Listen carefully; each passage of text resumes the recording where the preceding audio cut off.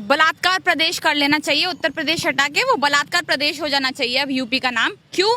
क्योंकि लगातार यहाँ पर हम देखते हैं, मैं न्यूज में देखती हूँ तो डर लगता है यार, सुबह से लेकर शाम तक एक ही खबर वहाँ पे फैली रहती है, इसके साथ रेप हो गया ना। जो सबसे बड़ी बेवकूफी कर रहे हैं हमारे भारत में, वो कर रहे हैं दलित।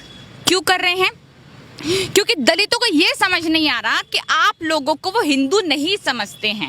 इन लोगों को यही समझ नहीं आ रहा कि आपको हिंदू हिंदू करके वोट तो आपसे मांगे जाएंगे, बटोरे जाएंगे, बट आपको हिंदू की कैटेगरी में नहीं रखा जाएगा जनाब। आप दलित हैं, उनके लिए शूद्र हैं, आप उनके लिए नीच हैं। इन्होंने ना इनका खुद का मेंटेलिटी कुछ सेट नहीं है इन लोगों की, शायद जो राम राज्य का गुणगान गा रहे हैं यहाँ पे।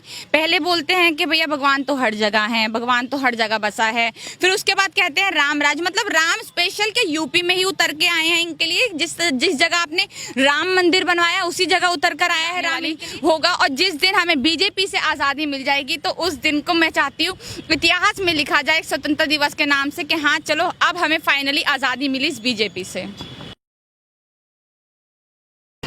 राम राज्य ने इसका नाम ना, पहली बात तो इनको नाम चेंज करना चाहिए अपने राम राज्य का। इनको ना एक तरीके से अपराध राज्य करना चाहिए, बलात्कार प्रदेश कर लेना चाहिए, उत्तर प्रदेश हटा के वो बलात्कार प्रदेश हो जाना चाहिए अब यूपी का नाम। क्यों?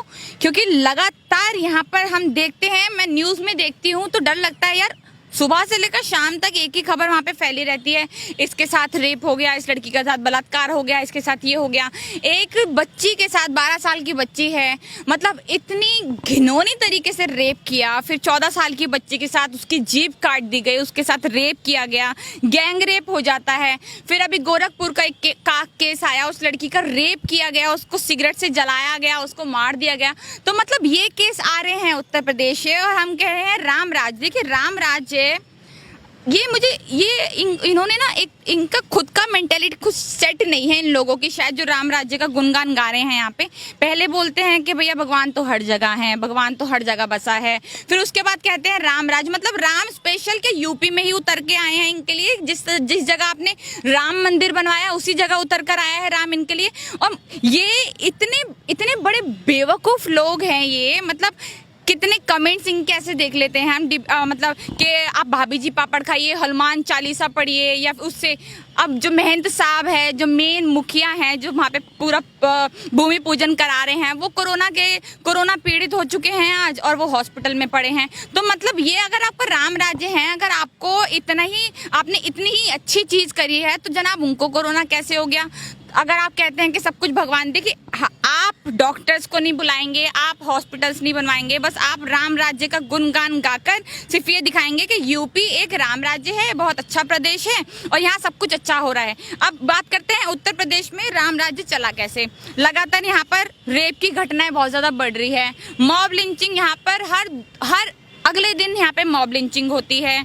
किसी को दूसरे मीट रखने के उसमें जुर्म में जान से मार दिया जाता है कि गाय का मीट रखा, जबकि कोई सबूत नहीं मिलता और उसी के खानदान के खिलाफ एफआईआर हो जाती है, उसी के भाइयों के खिलाफ एफआईआर हो जाती है जो वो मरा।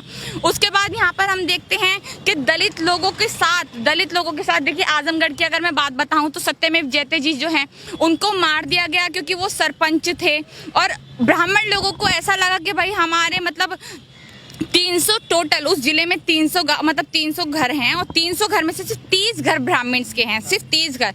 उन 30 घर में से जो लोग मतलब पंचायत में आते थे, जो ब्राह्मण फैमिली से थे, जो वहाँ के मुखिया थे घर के, 30 घरों के लोग, उनको अपनी बेइज्जती लगती थी कि एक दलित सरपंच कैसे बन गया। और उसको मतलब इस गुस्से में उसके सीने में 6 गोलियां उतार दी, सरेआम उनको मार दिया गया। और आज ये खबर कोई गोदी मीडिया नहीं दिखाएगा, कुछ नहीं दिखाएगा। तो ये हमारे दलितों के साथ हो रहा है। पर मैं फिर भी आपके चैनल के माध्यम से आज एक बात कहना चाहूंगी। बहुत बार मैंने सोचा कि कहूँ, पर आज जरूर कहूंगी कि जो सबसे बड़े बेवकूफ है ना, जो सबसे बड़ी बेवकूफी कर रहे हैं हमारे भारत में, वो कर रहे हैं दलित। क्यों कर रहे हैं? क्योंकि दलितों को ये समझ नहीं आ रहा कि आप लोगों को वो हिंदू नहीं समझते हैं। इन लोगों को यही समझ नहीं आ रहा कि आपको हिंदू हिंदू करके वोट तो आपसे मांगे जाएंगे, बटोरे जाएंगे, बट आपको हिंदू की कैटेगरी में नहीं रखा जाएगा जनाब। आप दलित हैं, उनके लिए शूद्र हैं, आप उनके लिए नीच है। आप ये बात जब तक नहीं समझेंगे, आज राम राज्य, देखिए मैं खुद बोल रही हूँ, जो ब्राह्मण लोग हैं, जो ठाकुर लोग हैं, वो आज इतने खुश नहीं होंगे राम मंदिर के नाम पर जितने दलित खुश हो रहे हैं। क्यों खुश हो रहे हैं? आपको उस मंदिर में घुसने की अनुमति नहीं है। आपकी लड़कियों के साथ यूपी में ही जहाँ पे मंदिर बनाया गया वहाँ ही रोज रोज लड़कियों के साथ रेप हो रहे हैं, उनकी जीभ काट देते हैं। कुछ गंदा चीज मैं बोल भी नहीं सकती, इतना भयानक चीज है जो मैं बोल भी नहीं सकती। ये सब किया जाता है दलित लड़कियों के साथ, और आप उसी सरकार के पीछे घूम घूम के वहां पर डीपीओ में लगा रहे हैं अपनी जय श्री राम। आपको ये खुद समझना पड़ेगा। सारे दलितों से मेरी ये गुजारिश है कि कृपया करके आप इस टाइम ये समझिए कि आपको वो लोग हिंदू नहीं समझते हैं।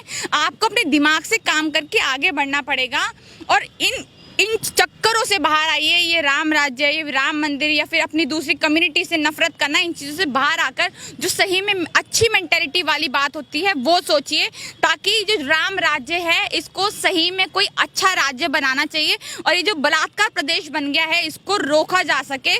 इसको मतलब उत्तर प्रदेश से जो सही में पहले टाइम में हम भारत का एक बहुत बड़ा इंपॉर्टेंट पार्ट मानते थे उसको, पर आज ये सबसे ज़्यादा इंपॉर्टेंट पार्ट हो गया है। वो है सारी जितनी भी घटनाएं होती हैं मॉब लिंचिंग की, मतलब या फिर कितनी भी गंदी घटनाएं जो लड़कियों के साथ होती है उसका प्रदेश बन के हमारे सामने आया है। आखिरी सवाल है मेरा आपसे, क्या आपको लग रहा है कि मौजूदा हालात में हम देखते तो हैं कि हम हर साल स्वतंत्रता दिवस मनाते हैं, तो आपको क्या लग रहा है कि स्वतंत्र हम हैं आज के समय में जो हम फ्री होकर के बोल सकते हैं? क्योंकि जैसे हम बोलते हैं एनएसए लग जाता है और हमें डिटेन कर लिया जाता है, बहुत कुछ कर लिया जाता है। जनता सड़क पर नहीं उतर पाती है, जो छात्र है वो सड़क पर नहीं उतर पाते हैं, जो पीड़ित है वो सड़क पर नहीं उतर पाते हैं। तो किस तरीके से स्वतंत्र हम अपने आप को मान सकते हैं? देखिए, पहली बात तो स्वतंत्रता तो हम है ही नहीं, बिल्कुल भी नहीं है। हम आज़ाद है ही नहीं। हमने भले ही आज़ादी के खूब पतंगे उड़ाई हो या फिर खूब झंडे लगाए हों, तिरंगे लगाए हों, पर इस बार तो हमें स्वतंत्रता दिवस में एक अजीब सी चीज़ दिखी कि हमारे बीजेपी के जो नेता है उनके पोस्टर्स लिखे हुए थे, उस पर लिखा होता गणतंत्रता दिवस की हार्दिक शुभकामनाएं।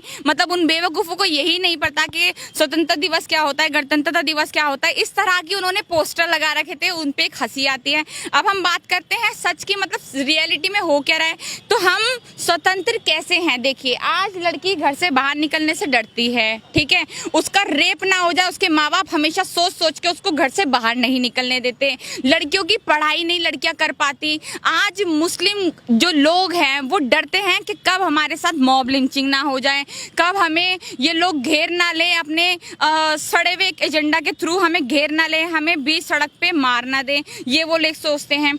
हमारे इतने बड़े बड़े एक्टिविस्ट जो सही में देश के लिए काम कर रहे हैं उनको आज जेल में पटक दिया गया है। जो आज जेल में है, जो स्वतंत्रता दिवस की वो शक्ल तक नहीं देख पाए। और खासकर स्वतंत्रता दिवस, ये 15 अगस्त हमारे दलितों का स्वतंत्रता दिवस तो नहीं कहूंगी, स्वतंत्रता दिवस वो था जब हमें बाबा साहब ने आज़ादी दिलाई, वो हमारे लिए स्वतंत्रता दिवस होना चाहिए। और पर फिर भी अगर देश के लिए स्वतंत्रता दिवस है तो वो आज़ादी उस टाइम जो हम अंग्रेज़ों से आज़ादी हमें मिली, वो आज़ादी नहीं थी। आज़ादी ये होगी जो हमें बीजेपी से दिलानी है इस टाइम, जो हमें इन गुंडों से दिलानी है इस टाइम। तो हम जैसे लोगों को एक होकर, हम दलित को, मुस्लिम को, इनफैक्ट ब्राह्मण्स को, ठाकुर को, सबको जो सही में दिमाग से सोचने वाले अच्छे घरों के लोग हैं, अच्छी सोच रखने वाले लोग हैं, उनको सोचकर सबको एक होकर आगे बढ़ना पड़ेगा और बीजेपी का खात्मा करना पड़ेगा। उनसे आज़ादी दिलाने वाली होगा। और जिस दिन हमें बीजेपी से आज़ादी मिल जाएगी तो उस दिन को मैं चाहती हूँ इतिहास में लिखा जाए स्वतंत्रता दिवस के नाम से कि हाँ चलो अब हमें फाइनली आज़ादी मिली इस बीजेपी से।